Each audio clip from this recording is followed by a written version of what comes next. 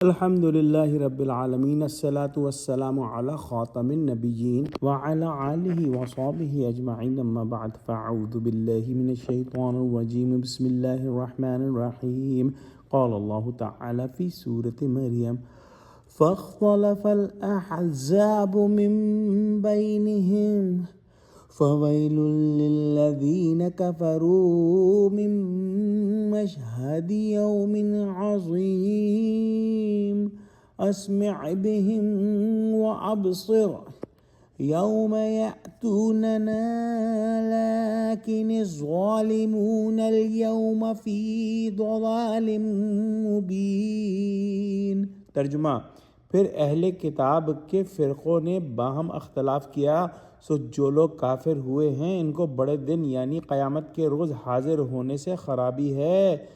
وہ جس دن ہمارے سامنے آئیں گے کیسے سننے والے اور کیسے دیکھنے والے ہوں گے، مگر ظالم آج صریح گمراہی میں ہیں۔ جیسا کہ پچھلی آیت کے بارے میں بیان ہوا تھا کہ کچھ علماء کا کہنا ہے کہ یہ مسیح علیہ السلام کا کلام جو ہے وہ کنٹینیوڈ ہوا ہے، اور کچھ نے کہا کہ نبی پاک صلی اللہ علیہ وآلہ وسلم کی طرف سے یہ بات آئی ہے کہ بے شک خدا ہی میرا اور تمہارا پروردگار ہے، تو اسی کی عبادت کرو، یہی سیدھا رستہ ہے۔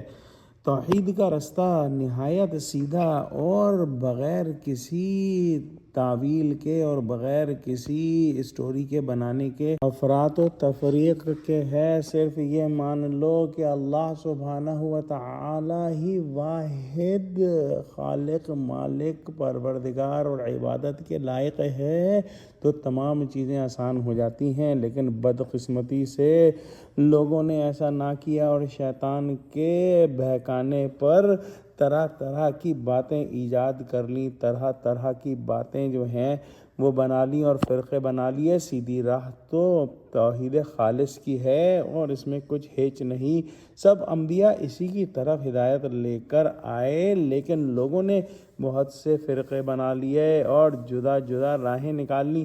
سو جو لوگ توحید کا انکار کر رہے ہیں انہیں بڑے دن اور بڑے ہولناک یعنی روز قیامت کی تباہی سے خبردار رہنا چاہیے جو یقیناً پیش آنے والی ہے۔ اس وقت جب ان کو نصیحت کی جا رہی ہے، جبکہ نصیحت سننے کا فائدہ ہے، تو ایک کان سے سن کر دوسرے کان سے نکال دیتے ہیں۔ جو شرک پر قائم ہیں وہ شرک کو اچھا سمجھتے ہیں، جبکہ ان کا دل گواہی دیتا ہے کہ شرک جو ہے سیدھی راہ نہیں۔ جب آج انہوں نے سنا نہیں اور جب آج انہوں نے دیکھا نہیں اور بالکل ہی اندھے اور بہرے بنے رہے، لیکن قیامت کے دن جب دیکھنا سننا کچھ فائدہ نہ دے گا، آنکھیں اور کان خوب کھل جائیں گے، اس وقت وہ باتیں سنیں گے جن سے جگر پھٹ جائیں گے اور وہ منظر دیکھیں گے جس سے چہرے سیاہ ہو جائیں گے۔ نعوذ باللہ منہ۔ دعا کرتے ہیں کہ اللہ سبحانہ و تعالی ابھی ہماری بصیرت کی آنکھیں کھول دے تاکہ ہم اس دن کے آنے سے پہلے تیاری کر لیں۔ یا اللہ ہم پر یہ رحم کر دے، آمین۔